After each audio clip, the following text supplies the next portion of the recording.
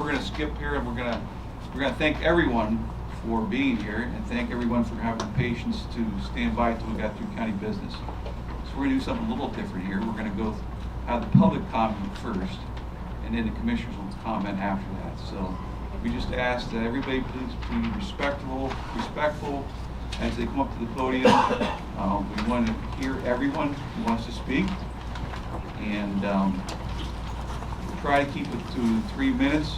If you go a little longer, I'm not going to say you got to stop. But just try to keep it within, because I'm sure there's a lot of people here who like to speak. But we want to hear everybody. So. Good morning, Commissioners. Thank you for allowing us to be here. I understand your... Oh, excuse me, ma'am. Can you say your name? I'm sorry. Mary Sheminsky, S-I-E-M-I-N-S-K-I, Fairfield Township. I believe you sent us a letter, right? Email? Did Yep. you send us the email? Yes, Yes. I did. Thank you for sending I sent you an email. Yes, thank you. Yes. I understand your concern for the mental health of the young people of Lycoming County, but removing books that you object to from the display at the children's room of the James V. Brown Library is not a way to help those young people. I speak as a librarian. I'm the retired director of the Penn College Library, and I have 50 years of experience in public and academic libraries, and I'm a concerned citizen. As a matter of fact, my first job was as a page at the Brown Library when I was a senior at Williamsport High School 62 years ago. Wow. So now you know how old I am, and I'm passionate about this.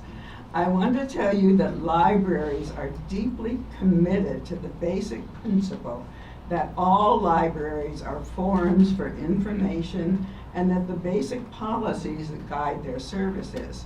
And this is what's called the Library Bill of Rights.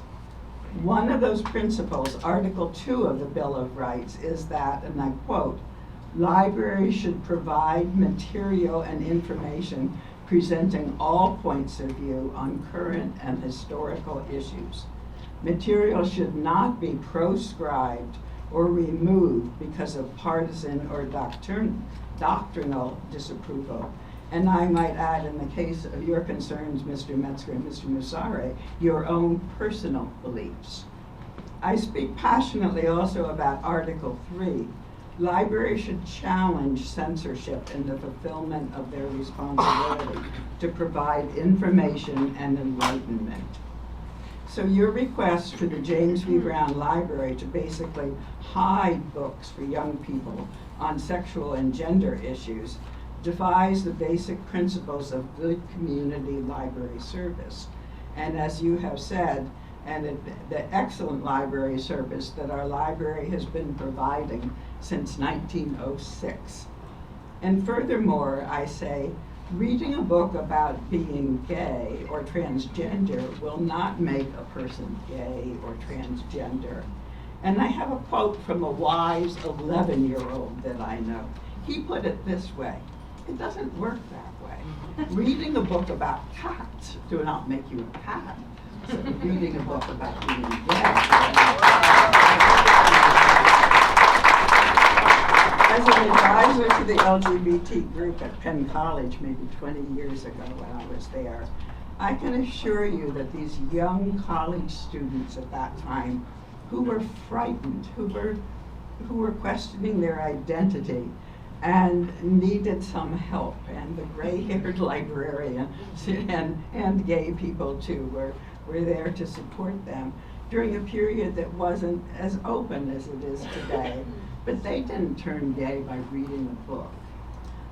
As a matter of fact, sometimes finding their own experience reflected in a book that might have saved their sanity. And you expressed a concern about suicide. And some of these young people, again, college 18-year-olds in rural Pennsylvania, really needed that help. They needed to see themselves someplace else, and perhaps wanted to save their life. And I'm going to change here a little and echo some of the other things that the former speaker said. I want to switch gears and speak to you about the dangers and actually the evils of banning books. The Nazi final solution didn't begin with extermination camps. It rather began by demonizing undesirable minorities, Jews, homosexuals, mentally ill, intellectually disabled, Roma, Jehovah's Witnesses, political dissidents. Book burnings were part of the pre-war scheme and sadly rallied large swaths of ordinary Germans, some of them very good people, to believe in and then enable them to act in hateful and genocidal ways. We won't let that happen in Lycoming County. We love Lycoming County. I love Lycoming County. And we will want to preserve those basic rights and have respect for all people in our county. Thank you for your time. Thank you.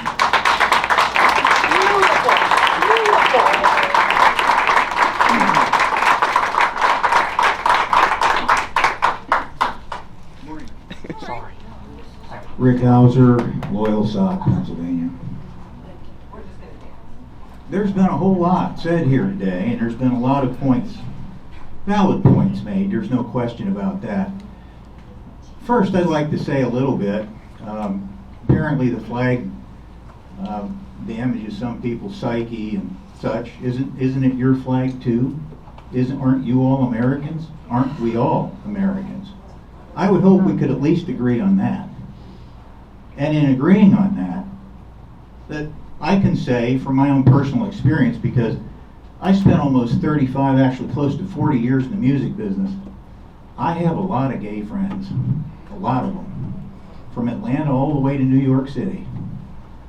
And I'm going to tell you something. We have more commonalities than we have differences. We have things that press us to have differences. And I would tell you, as well as anybody on our side, to be on guard for those things. There's never been a time in the history of this country where we've been sliced and diced and damaged to the point that we have been today. All of us. Not just us, but you. And to make the point that everybody is monolithic is a mistake as well. Your flag has a lot of colors on it, the LGBTQ flag. Beautiful, it looks great. But understand that there are different colors to everything. There are different colors to we patriots. We don't all agree on everything, but we agree on being Americans. And I think that's the cohesion that we have to get back to. Where we have a problem, folks, and please understand this, because some of you may not know this. It's possible. Not everybody gets every snippet of news every day. Not everybody can see everything that's going on. We all have our choice of purveyors of news. Most of them are woefully untrustworthy today, and that's another thing I like to impart to you. Getting the truth today is tough. It's very hard. The only thing that you will be told is why you should hate me and why I should hate you. That's what we get, a spoonful, we get a truck full of it every day. Why I should hate you, why you should hate me, and what we stand for. Well, let me tell you something. We have to get back to cohesion, and the problem that we have, and the visibility that we have is, there are forces bigger than any one of you and any of us that are out there dedicated to the proposition of destroying every institution in this country, and they'll take you down along with me. Understand that. We have common enemies. You and we have common enemies. And that enemy, again, is dedicated to the proposition of destroying us from the inside out by creating angst, by creating anger, by creating attacks on each of us. And what's going on now is we have a situation, and I'm going to digress a little bit, at the library. All right, there's books up that speak of a certain lifestyle, etc., and they're geared to kids. Some of those things are designed to proselytize youth to have a certain feeling about a certain lifestyle. Some kids are susceptible. Some of you know early, I know this. I grew up, we all did, and we all have questions. sometimes before we hit puberty, and definitely by the time we hit puberty, is there anybody here that hasn't been confused at the process of growing up? Is there any person here that didn't have questions as you entered your early teens, maybe before that, about who you were? That's part of nature. But it should be discovered on a personal basis and not dictated through books or a drag queen reading hour or any of those sorts of things. Those things are not appropriate for youth. You need to discover yourself and you need to understand yourself, but it shouldn't be directed or proselytized by anybody, whether it's of a religious bent, whether it's of a lifestyle bent, or any other situation. That prospect is a dangerous one, and I want you to please just consider that and understand it. Because again, this isn't a room full of us versus them. It's not we versus you or vice versa. Understand, we have commonalities. When we leave here, we serve each other in businesses, we talk to each other on the street, none the wiser of who we are. Why is this a problem?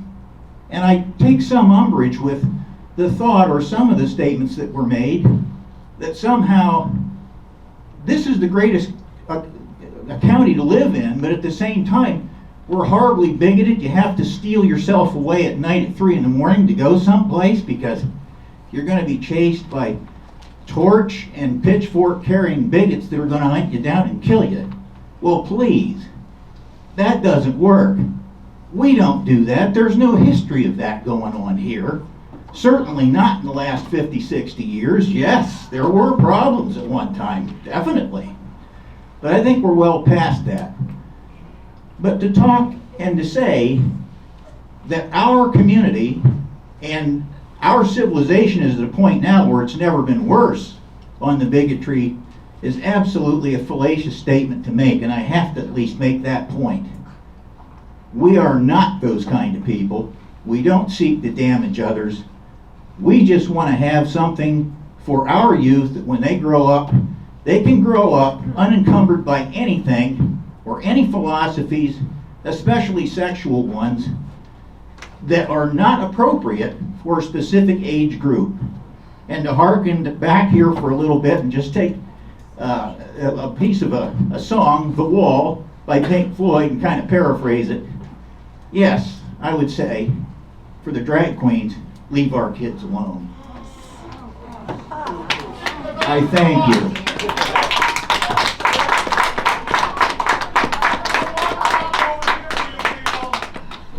Good morning, everybody. My name is McKenna Long, L-O-N-G, and I'm really nervous, but I'm going to try to get this here. Okay. When I wrote this, I'm not going to lie, I was pretty angry, and what I'm going to do is, I'm going to read most of it, but I'm going to take down the tone, because there's some people in here already angry enough. I can see twitching with anger, and we're not going to go that direction. So, again, I said my name is McKenna Long. I'm a resident of Lycoming County, down in Hughesville. I'm a mother of 2 extremely smart, beautiful, biracial children. I'm also the proud mother of a daughter who is a member of the LGBTQ community. And just to set the background, I was born right down at Muncie Valley Hospital in '73. I'm from here. My family was extremely involved, members of the community. Due to a career switch, my mother moved us down to Washington, D.C. And then for the rest of my years, pretty much grew up in Atlantic City, New Jersey. And the reason I'm saying that is because after leaving here, I was blessed to really discover that there's a whole other world out there. There's so many beautiful people, with so many different beautiful faces. I'm sorry, I'm going to get emotional. There's so many religions and ideas and identities. And though I lived elsewhere, I'd always come back here to see my family in Hughesville. It always brought me peace and comfort and a lot of happiness here. I love it here. It's so beautiful here. And it was those same attributes that brought me back when I was a victim of a crime and I was injured pretty badly, and I needed that same comfort and love and happiness that I used to have here. But what I feel here now is anything but that. I don't feel safe anymore, and it's because of my children. I don't feel my children are safe. I've had to tell my daughter that it'd probably be best not to advertise that you're bisexual. You're already black, don't overload them. I've had to have talks with my black son about how he should walk home and how he should carry himself so as not to get harassed or worse. I had a security system set up around my house after the George Floyd incident. You know, my neighbors put up a Confederate flag facing our house for my children.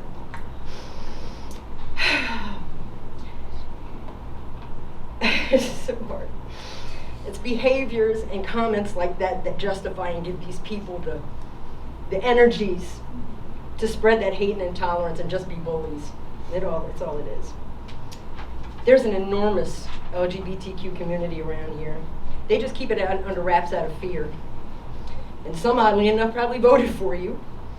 And I know you noticed the comments and the leverage of how many people were in support of the library's display as opposed to the ones that were against. And I'm sure a lot of the ones that were against privately messaged you and didn't put it under the comments. Those books were not about sex, and they were sexualized. They're about being comfortable with oneself and feeling that who you are isn't wrong and you're not alone, period. And it's Pride Month, and a lot of places have these displays. And I'm sure you spend money in them, and I'm sure they were all not contacted and told how much money you put into them and encouraged to remove their display. Although there was one correct statement in that post. Let kids be kids. Yes.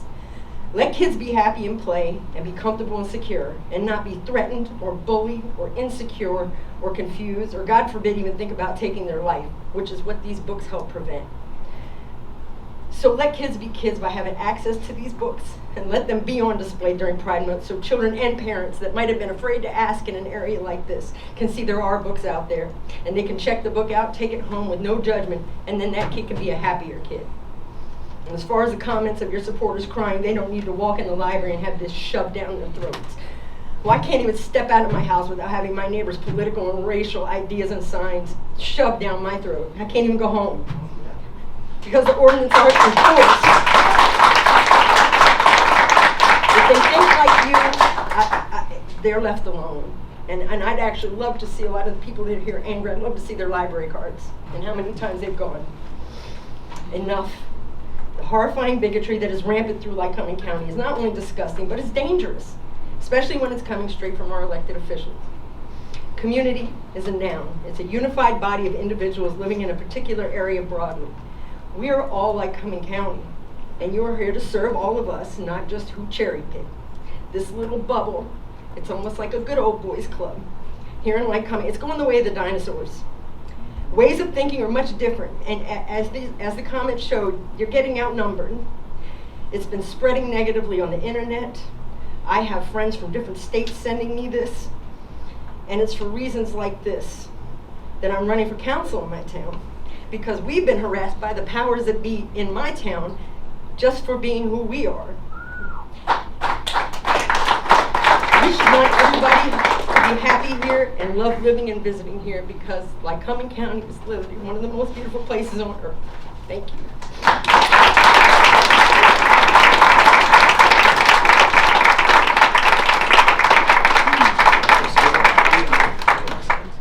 I did not come here to be prepared to talk. However, I have listened to every single person in here. Some things have irked me a little bit. Some things I'm like, yeah, you got that right. Most of all, I have to agree with this Joanne on most of her points. Jesus loves everybody. Doesn't matter if you're black, white, purple, green, or yellow. Doesn't matter if you're the rainbow. Doesn't matter if you like boys, if you like girls, if you like both, if you like none. He doesn't care. Although he does preach in his word that man is man and woman is woman. Now, do I believe that if you're in that community that you should be targeted? Absolutely not. And if anybody ever had a problem or got targeted, you better come right here to me, because I will stand up for you. Okay? You do not, you have to understand that we're a lot of old folks. I mean, I'm not that old, but we're old folks, okay? And it's conversations that, like Joanne said, I don't want to have that conversation with my 5-year-old granddaughter. I don't know how to have that conversation with my 5-year-old granddaughter. My best friend, all through my childhood and into my adult life, was gay. And guess what? Girlfriend here had absolutely, positively no idea. Had no idea. I just thought he was a sweet guy. I was like, dang, the man can sleep in the same room with me and not even touch me. What an awesome dude. I had no clue. I was 17 years old. Okay? So I understand that It's younger and younger and younger every year. I understand that. However, you have to look at our points of view, okay? Like, I'm listening to this one here, who, by the way, I do like his shirt. I don't like the bad word on it, but I like his shirt. Okay? However, I'm sorry. Her shirt. Sorry. That shirt. It's his choice. It's his choice. But do I know how? Okay, look, okay, now, we listened to every single thing that y'all had to say. Every single thing. And not one of us interrupted anybody. We let you talk. We let you say how you feel. I'm not gonna let you misgender me. Okay, honey. That's simple. I want you to misgender me. Okay. Yeah, listen to me, all right? Listen to me, okay? Ma'am, speak. I'm sorry. It's public comment. Don't speak to us. I'm sorry. Speak to us. Okay. Them. Yes. Basically, what I'm here to say is, I understand where they're coming from. Yes. I absolutely do. And again, if anybody ever felt threatened, come find me, because I'll fight right there alongside of you. Right alongside of you. However, I also feel that you had a point that I don't want to have that conversation with my 5-year-old granddaughter. I don't. Maybe if I knew more about it, maybe. But I don't think that a 5-year-old should have to choose which way they want to go. They just want to be 5. They just want to play. I have a 5-year-old that I used to babysit who loves to play with dolls. That doesn't mean he's going to grow up to be gay. It means he likes to play with dolls. He's going to be a great daddy. Whether he's gay or not, he's going to be a great daddy because he knows how to take that baby doll and take care of it. That's what I have to say. But I also do not want to have that conversation with my 5-year-old granddaughter. I'm not prepared for that. Maybe at 10, maybe at 11, maybe. I would prefer that they know exactly where they're going. And that's all I think that's what I think that comment was meant to say. I don't think it was meant as, you're a horrible community and you have no right here. I don't think that was it at all. I really and truly don't. I think it was just, we need to be a little bit more conservative, but that's not saying you're not allowed to have your say. You are. You absolutely are. This is a free country. Jesus loves you, and you can talk just like I do. You have the same rights as I do. However, some of us feel that we're not ready. We don't want to have that conversation. If they discover that, that's awesome. Let them come to me. Come tell me that, you know, how they feel or what they want. But that's not, the books are there. But honestly, I don't see the Bible out there. We don't have a Christian day. We don't get to celebrate things like everybody else does. Our values and our morals are getting pushed to the wayside. And that's not fair to us. You guys, you know, everybody in the community wants their own fairness, but yet my views are bad. And that as soon as I said that I would have a hard time because I do not know that person right there. I don't know them. Her. I said them. Her. Why do you have to hell it come? is. Jesus Okay. Christ. Oh my God. I'm sorry. That's what I'm talking about. And I'm sorry you guys have to go through this because honestly, you were elected officials and I'm sorry, but I'm pretty sure that my vote, when I vote for people, goes on their personality and what they think and how they take their personal beliefs and the ways that they do things and apply that. That's how they get in office. You want someone, if you are conservative, you want someone with conservative values. You want someone to protect your values. That's why they get voted into office. That's why every single one of us have a voice. That's why every single one of us have the right to vote. And that is why every single one of us should go to the polls and vote. So that you can have your opinions stressed. You should have your opinions done through elected officials. So I stand behind, I don't think it went in the, like I said, I don't think it was meant as a mean thing. I saw a lot of mean and horrible comments on that post. Mean and horrible. That you You talk about love and togetherness and kindness, and that's what you want, but yet all of those comments were mean and disrespectful and horrible and make me go, oh my gosh, these are actually people in my community? Like the comments that were on there were unbelievable. I would never in my entire life say a comment to someone out of such disrespect. Everybody wants respect. That's what those comments were. You're not disrespecting me because you want to take this down. 3 minutes. Okay. Have I made my point? Yeah, clearly. Yeah, okay.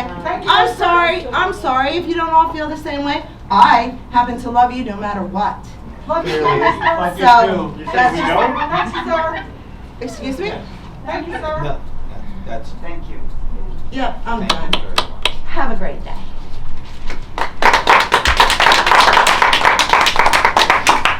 Thing was, somebody said they don't know how to talk to their grandkids about these LGBTQ plus issues. Okay, so what if your grandchild is uncomfortable in his or her gender? They know this at 5 years old. My best friend growing up, I think, she always wanted the Ken doll. She always, she seemed to be more comfortable with the trucks and the sports and everything. I'm sure she felt different. This was very young. Books like this in the library on display would have been so comforting for her. So how will you handle that if your grandchild says, I am not comfortable in this gender? Don't you want to be able to say the right things so that your child feels loved and accepted? That's what these books are there for. And if you're not comfortable with that, please read them, and maybe you'll get more comfortable with those issues. So it's not about shoving things down your throat. It's an opening up. It's inclusivity. Thank you.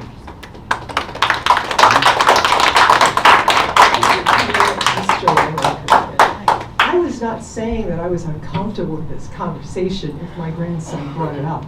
I was saying that in me telling him the truth as I see it, it would cause even more divisiveness. What kids aren't aware of, they're not going to bully each other on the playground over. So, but I would, let's say, if my grandson came, I'd love him, I'd hug him, just, but at the same token, if he's asking me a question just like the chicken, I'm going to tell him, you can eat anything you want, it's up to you. Except something poisonous, obviously, or dangerous. But it's the same thing with that. I'm going to tell him that sin is sin. I'm a divorced and remarried woman. Jesus forgave me and died for my sins on the cross. He's the reason I'm going to heaven. Sorry.